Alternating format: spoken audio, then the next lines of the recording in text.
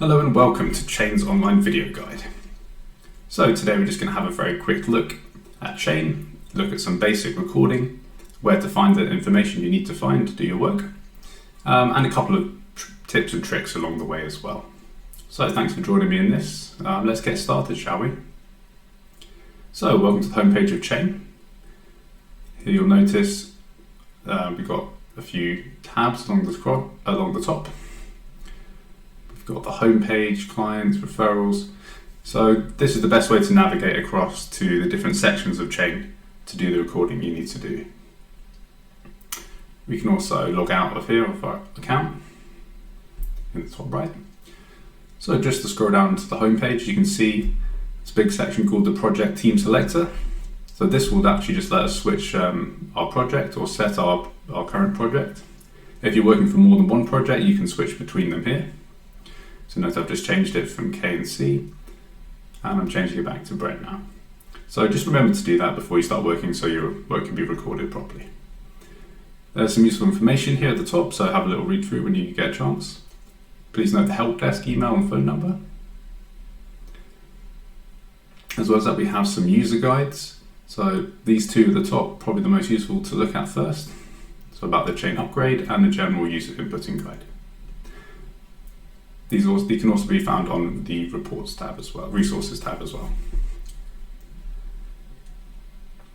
So there's also some dashboard reports. We have these kind of reports that are the same for everyone that uses Chain, so please check those out. There's also some information here for training, training dates and other information, so please have a look at that if you can. So the first thing that you'll notice at the top, you have this search bar. If you just click into it, you'll get the 5 most recent items you've looked at on Chain.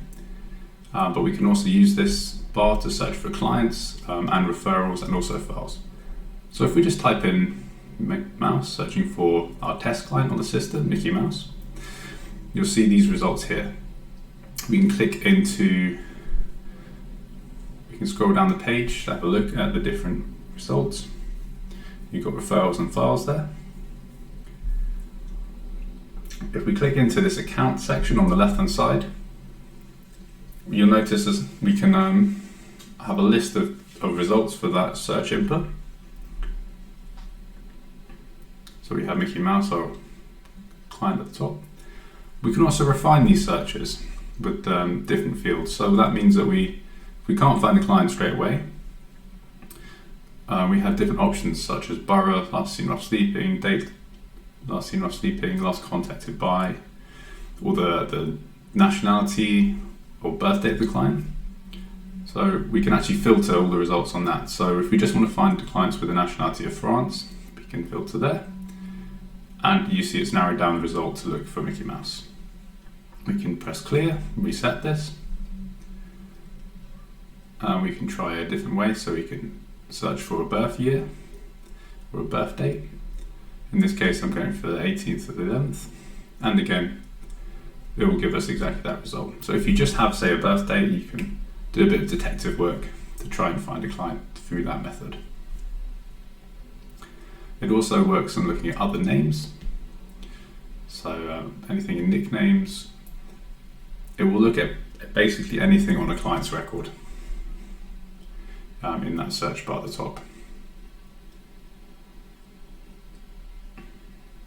You can also do multiple filters at the same time, so you can combine, say, other names and nationality, just to help you refine your search to find exactly who you're looking for. You notice there's a sort of spell check. So if I do a typo, you'll see that the results are showing Tom with the H and without. So it kind of recognizes where you might have made a typo or variations of names. You can also do a wildcard search there, so using asterisks after the end, the first 3 digits or characters, and you'll get, again, correct results.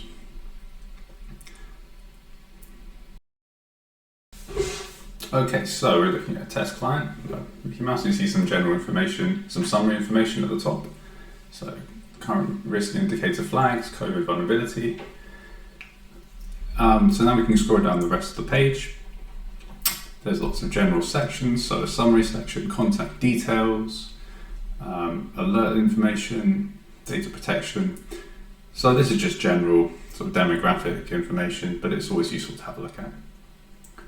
So if we want to make an edit, we click the edit button in the top right hand corner, and this will make it open up a little window where we can make some changes to that account. So we just pick a field here, make a small edit as an example, click save, and that record has now been updated. Now there's another way to do this with something called inline editing, and that's that little pen icon on the right hand side of the field. So if we just click onto one of those, it should allow us to make the same kind of edit. It's just a tiny bit quicker than going to the edit button. So click save, and that's also been recorded.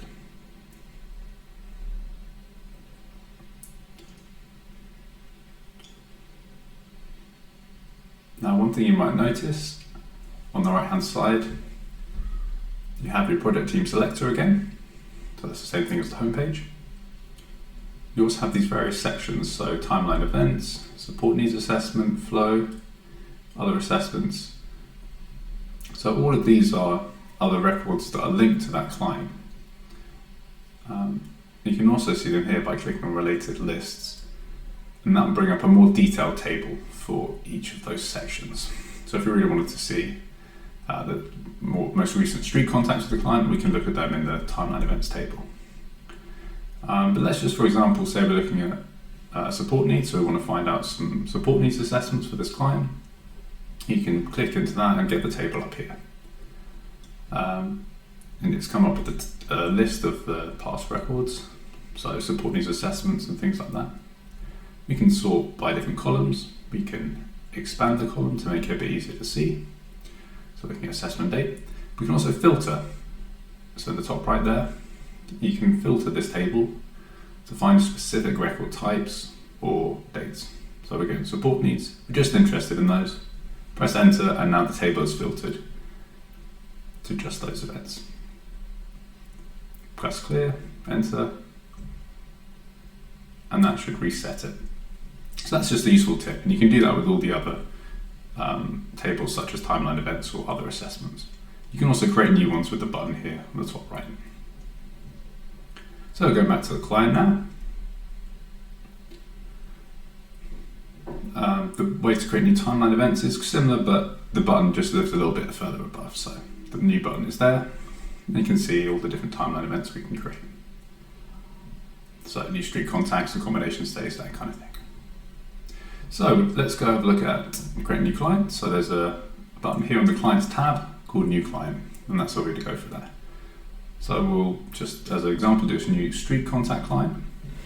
So you get the map coming up first. Now, if you have geolocation switched on in your phone, the map pin should take you to exactly that location where you are, but otherwise you can still use the search bar at the top. So as an example, we'll go to Wembley Stadium. And to find an exact location, you can also drag the pin around as well. Just to check you're in the right place, you can look below at the borough mapping information. So just to check we are in Brent, and that makes sense because our outreach team is currently set as Brent for testing.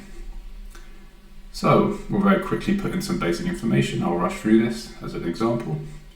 A bit faster than you'd probably do it in reality.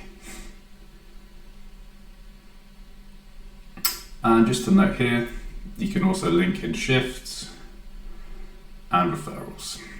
So you can just start typing in, and the referral, that number should come up if you can't find it straight away. So that's just a useful tip there. Just continue to fill in some basic information.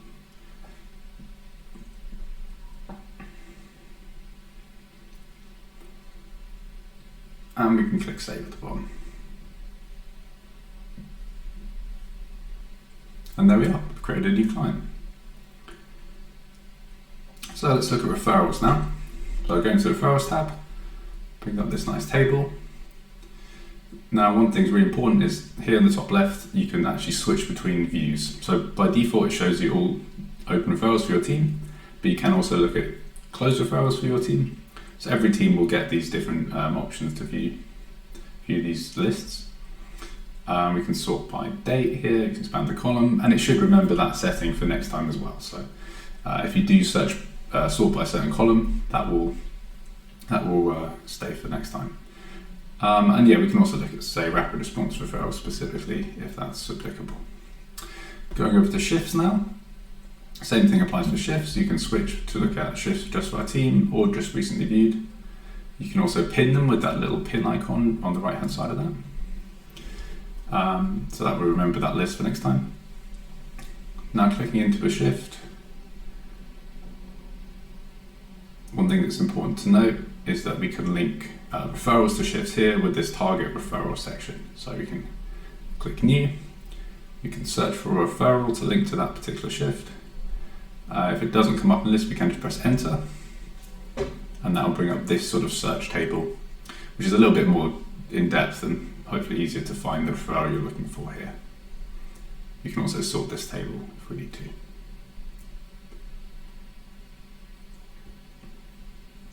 Great.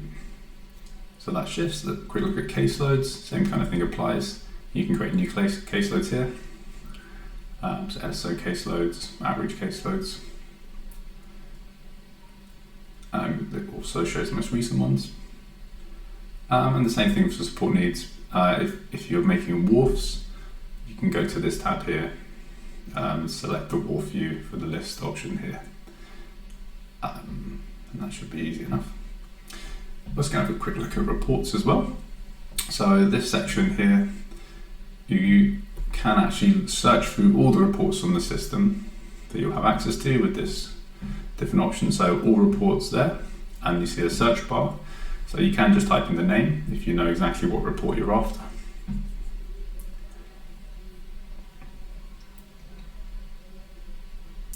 But also we can just look in all folders.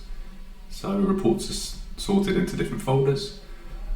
Every team will have access to the dashboard reports.